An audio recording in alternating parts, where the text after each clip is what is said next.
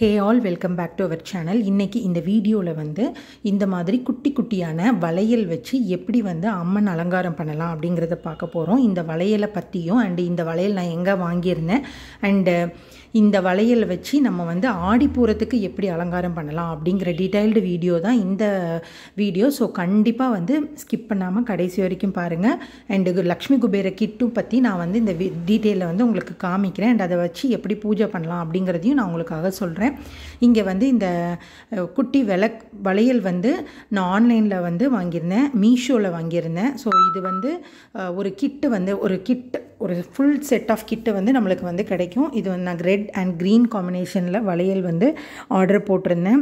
So இதை வந்து 14 வளையல் இருந்தது. இந்த 14 வளையல் எல்லாத்தையும் வந்து ரெட் க்ரீன் காம்பினேஷனில் வந்து நான் இப்போ வந்து மாலை மாதிரி கொடுத்துக்கிறேன். ஸோ ஆடிப்பூரத்துக்கு வந்து அம்மனுக்கு அலங்காரம் பண்ணும்போது நம்ம ஃபோட்டோ அலங்காரம்லாம் நம்ம சேனல்லே நம்ம நிறைய பார்த்துருக்கோம்.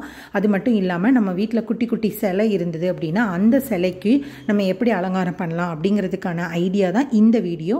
ஸோ நான் இங்கே வந்து இந்த எல்லா வளையலையும் வந்து நான் வந்து ஒரு குட்டியாக வந்து கோர்த்து எடுத்துக்கிறேன். நீங்கள் மாலை மாதிரியும் கட்டலாம். நான் வந்து சின்ன வளையல், அதுக்குள்ளே வந்து நூல் போய் நம்ம பண்ணுறதுக்கு வந்து ரொம்ப கஷ்டமாக இருக்கும் அப்படிங்கிறதுனால நான் எல்லாத்தையும் வந்து கோர்த்துக்கிட்டேன். ரெட் க்ரீன் காம்பினேஷனில் வந்து கோர்த்து எடுத்துக்கிறேன். ஸோ இந்த மாதிரி நான் கோர்த்து எடுத்து பின்னாடி வந்து அந்த சிலையோட ஹைட்டுக்கு தகுந்தாப்பில் நான் வந்து நூல் எடுத்து கரெக்டாக வந்து நம்ம ஆர்கனைஸ் பண்ணி செஞ்சுக்கலாம். இப்போ என்னென்னு பார்த்தீங்கன்னா, நான் இந்த லக்ஷ்மி சிலைக்கு தான் வந்து நான் ஆடிப்பூர அலங்காரம் வந்து பண்ண போகிறேன். அதனால இந்த ஒரு சிலையை நான் உங்கள் வீட்டில் சின்ன வெண்கல சிலை அந்த மாதிரி எது இருந்தாலும் இந்த வளையலை வந்து நீங்கள் மேட்ச் பண்ணி நீங்கள் வந்து அலங்காரம் பண்ணுறதுக்கு யூஸ் பண்ணிக்கலாம். பார்க்க ரொம்ப அழகாக இருக்கும், கிராண்டாக இருக்கும். இந்த மாதிரி நீங்கள் வந்து ஆடிப்பூரத்துக்கு வந்து அலங்காரம் பண்ணுறது அண்ட் இந்த அலங்காரமும் வந்து ரொம்பவே டிஃப்ரெண்ட்டாக இருக்கும். இது வரைக்கும் நம்ம சேனலில் வந்து நிறைய ஆடிப்பூர அலங்காரம் போட்டிருக்கோம். பார்க்காதவங்க சேனலில் செக் அவுட் பண்ணி போய் பாருங்கள். இப்போ வந்து இந்த லக்ஷ்மியை வந்து ஃபஸ்ட்டு வந்து நம்ம வாழை இலையில் வந்து நம்ம செட் பண்ணிக்கலாம். நார்மலாக வந்து நம்ம வைக்கிறத விட வாழை இலையில் செட் பண்ணி நம்ம வைக்கலாம். அதுக்காக இந்த வாழை இலையில் வந்து நான் அடியில் வைக்கிற தட்டோட அளவுக்கு தகுந்தாப்பில் வந்து நான் வாழை இலையை வந்து கட் பண்ணி எடுத்துக்கிறேன். ஸோ இலையில் வந்து ரொம்ப லைட்டாக இருக்கிற பக்கமாக வந்து நீங்கள் கட் பண்ணிங்க அப்படின்னா ஈஸியாகவும் கட் ஆயிரும். அண்ட் அது மட்டும் இல்லாமல் பின்னாடி வந்து அந்த ஒரு தண்டு மாதிரி இருக்கிறதையும் வந்து நீங்கள் லைட்டாக கட் பண்ணிட்டீங்க அப்படின்னா ஈவனாக வந்து தரையில் வந்து உங்களுக்கு தட்டில் வைக்கிறதுக்கோ இல்லை தரையில் வைக்கிறதுக்கோ அது வந்து ஈஸியாக இருக்கும். ஸோ அதுக்காக அந்த 2 சைடும் வந்து இந்த மாதிரி நான் கட் பண்ணி எடுத்துக்கிறேன். இந்த வாழை இலையை வந்து நம்ம லக்ஷ்மி வந்து எங்கே வச்சு அலங்காரம் பண்ண போகிறோமோ அந்த தட்டில் வந்து வைக்க போகிறேன். அப்படி இல்லைன்னா நீங்கள் ஒரு தாம்பூலத்தில் கூட நீங்கள் வச்சுக்கலாம். நான் வந்து ஒரு ஒயிட் கலர் தாம்பூலத்தில் வந்து இந்த மாதிரி நான் வச்சுக்கிறேன். ஸோ சொன்ன மாதிரி பார்த்தீங்கன்னா பின்னாடி இருக்கிற தண்டை வந்து லைட்டாக இந்த மாதிரி நீங்கள் கட் பண்ணி மட்டும் விட்டால் போதும், எடுக்கணும் அப்படின்னு அவசியம் இல்லை. ஸோ கட் பண்ணிட்டீங்க அப்படின்னா அது வந்து ஃப்ளாட் ஆயிரும். நீங்கள் அது மேலே வந்து நீங்கள் சாமி வச்சாலும் அது வந்து அப்படி தூக்கிட்டு நிற்கிற மாதிரி தெரியாது உங்களுக்கு. ஸோ இந்த தட்டி எடுத்துகிட்டு இந்த தட்டில் தான் நான் வந்து ஃபஸ்ட்டு வாழை இலையை வச்சுட்டு அதுக்கு மேலே வந்து ஒரு ஸ்டூல் மாதிரி நம்ம முக்காலிலாம் நம்ம சாமிக்காக வாங்குவோம் இல்லையா, அந்த முக்காலியை வந்து வைக்கிறோம். அப்படி இல்லைன்னா உங்கள் ஹைட்டுக்காக நீங்கள் வந்து ஏதாவது ஒரு பாக்ஸ் மாதிரி கூட நீங்கள் வச்சுக்கலாம். நான் இங்கே வந்து அந்த முக்காலி வச்சுட்டு அது மேலே வந்து லக்ஷ்மியை வந்து ஃபஸ்ட்டு வந்து நான் செட் பண்ணிக்கிறேன். பண்ணி முடிச்சதுக்கப்புறம் நம்ம ஃபஸ்ட்டே செஞ்சு வச்சு அந்த வளையல் மாலையை வந்து அம்மனுக்கு போட போகிறோம். ரொம்பவே சிம்பிள், ரொம்ப குயிக்காக ஒரு பொட்டு வைக்கிற நேரத்தில் கூட ரொம்ப குயிக்காக பண்ணக்கூடிய ஒரு சூப்பரான அலங்காரம் தான் இது. கொஞ்சமாக பூ வச்சு பார்க்க கிராண்டாக நம்ம ஆடிப்பூரத்துக்கு வந்து அம்மனுக்கு வந்து இந்த மாதிரி நம்ம அலங்காரம் பண்ணி வீட்டில் வந்து பூஜை பண்ணலாம். ஸோ இந்த மாலையை வந்து நான் இந்த மாதிரி கீழ்ப்பக்கமாக போட்டுட்டு அதுக்கப்புறம் பார்த்திங்கன்னா இந்த காசு மாலை வந்து கடையில் வந்து நான் வாங்கியிருந்தேன். ஸோ அது வந்து லோக்கல் ஷாப்பில் தான் வாங்கியிருந்தேன். அந்த காசு மாலையும் எடுத்து அம்மனுக்காக நான் அலங்காரத்துக்கு நான் ரெடி பண்ணிடுறேன். இதே வந்து 2 வேரியேஷனில் இருக்கும் சைஸில். நான் வந்து இருக்கிறதுலே குட்டி வாங்கியிருந்தேன். இது வந்து 25 ரூபீஸ் தான் சொல்லியிருந்தாங்க. ஸோ அந்த மாலையையும் நான் வந்து இப்போ அம்மனுக்காக நான் செட் பண்ணிக்கிறேன்.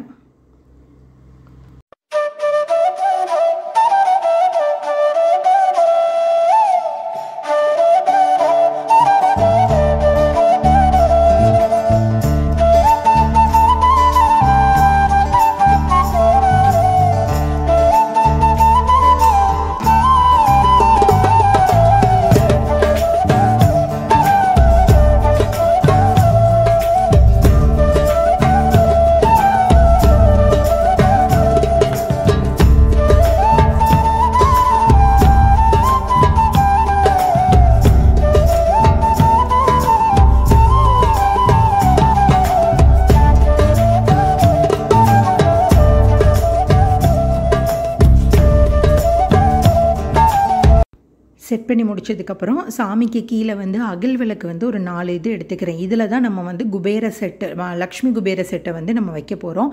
அதில் என்னெல்லாம் இருக்கும் அப்படின்னு பார்த்தீங்கன்னா 5 ஐட்டம் வந்து எனக்கு வந்து ஒரு காம்போவாக கிடச்சிது.